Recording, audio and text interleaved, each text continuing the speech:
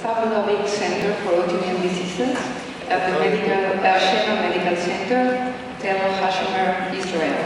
He was in chair of the 4th International Congress on SLE that was held in Jerusalem in 1995. He's going to talk about the Asia syndrome in 2050.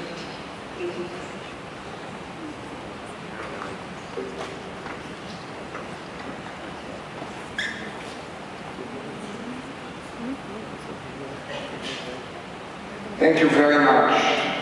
I believe that Marie, Carmen, and Bernardo asked me to predict and to be a prophet what would happen with a new syndrome in 2050, because they have known that Jerusalem and the Holy Land, the Terra Santa, is a place where many prophets have predicted precisely what will happen in the future.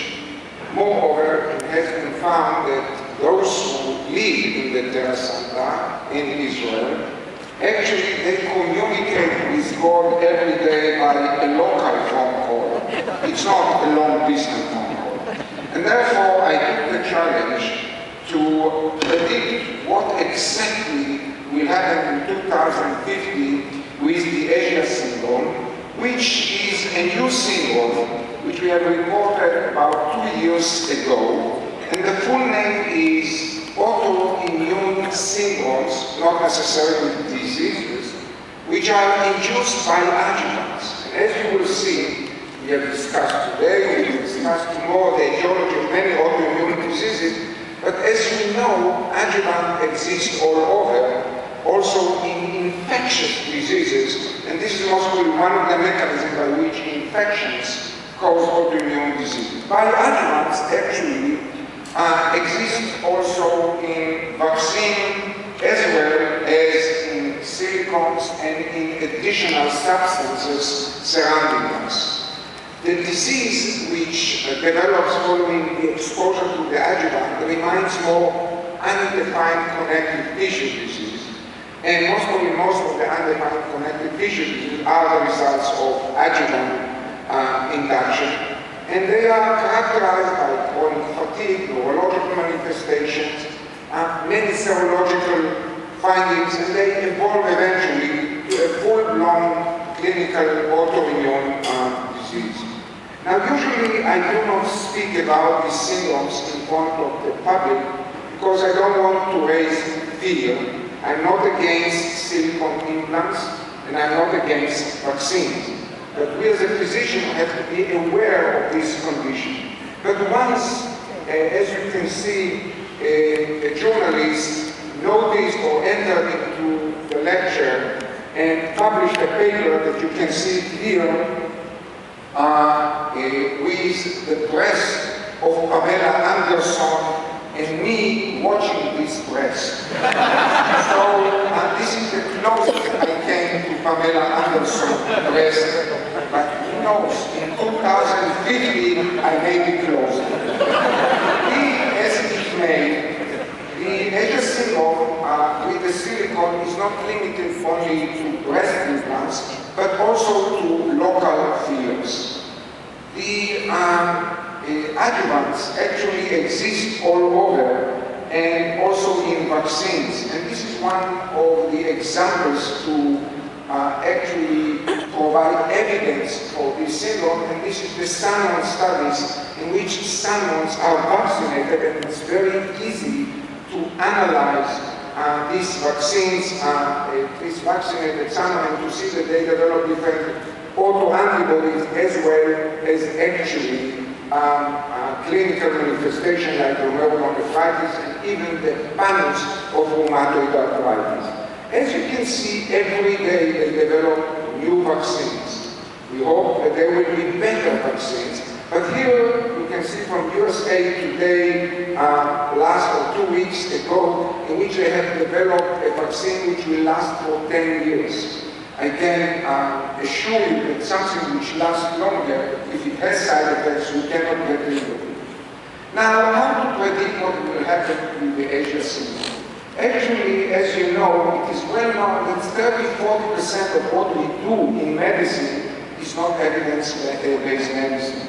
Moreover, in 10 years, most of the things that we know today will be found wrong. Just to give you 3 examples very quickly. A very famous physicist and mathematician actually predicted that it will be inconceivable that we will develop aeroplanes because they are heavier than light. You should have seen the aeroplane that I came from Europe to here.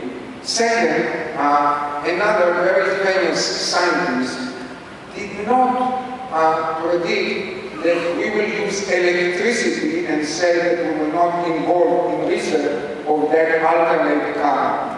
And last but not least, my dear friend Albert Einstein did not imagine that we will be able to harness nuclear energy into nuclear powers.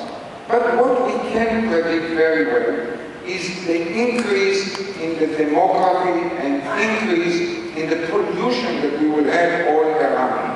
Actually, I don't know if you are aware, but in England, everybody that gets to the age of 100 gets a special present from the Queen. It is believed that in 2050 or 60, more than 60% of the population will go to the Queen to get the present.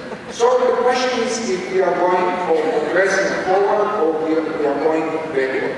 So what I can assure you that the technology that Martin Fritzler already spoke about will be developed very well in the future, and this pertains to the different aspects of the Asia syndrome. Number one, the vaccine will be more prevalent, and therefore we will see more cases. Already we have several cases of SLE induced by Gardasil or surgeries and APS, antiphospholipid syndrome, induced by tetanus.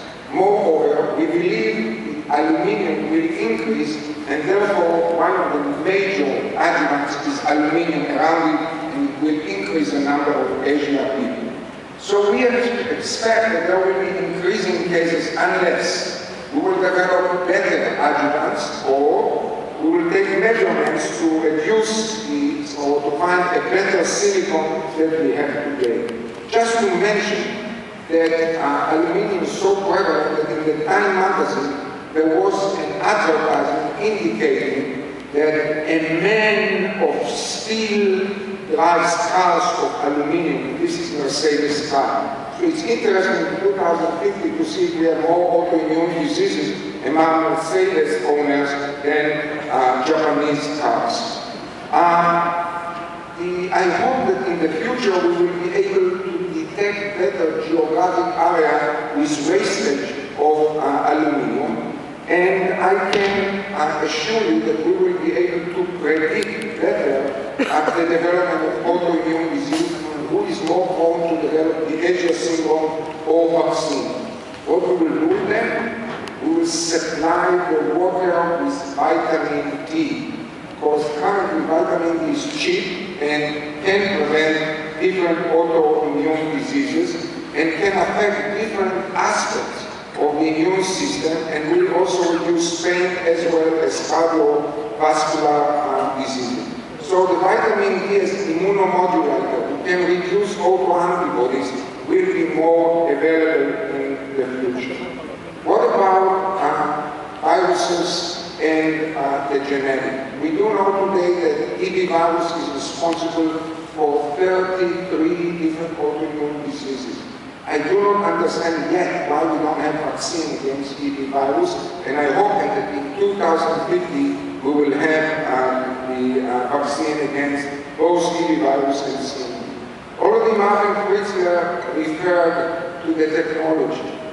Today we can measure 60 different autoantibodies in one bioplex or different multi-system analysis. In the future, we will have chips of 1,000 autoantigens. And in contrast with you, Marvin, I believe that these chips, half of them will be the HLA, half of them will be the autoantibodies, and we will be able to warn those ladies who like to have breast implants not to have it, and those who are prone to develop vaccine-induced autoimmunity, in instead of going to India to go to London or to Buenos Aires.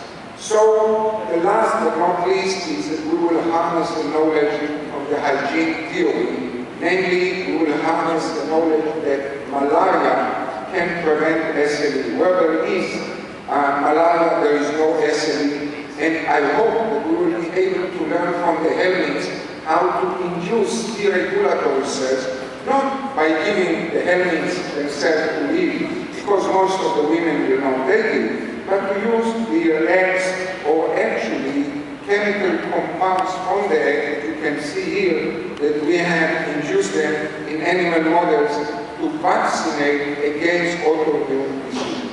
So what we have learned today, I think that we will have a better life in 2050, but definitely we will not use any more corticosteroid and immunosuppression. Thank you very much.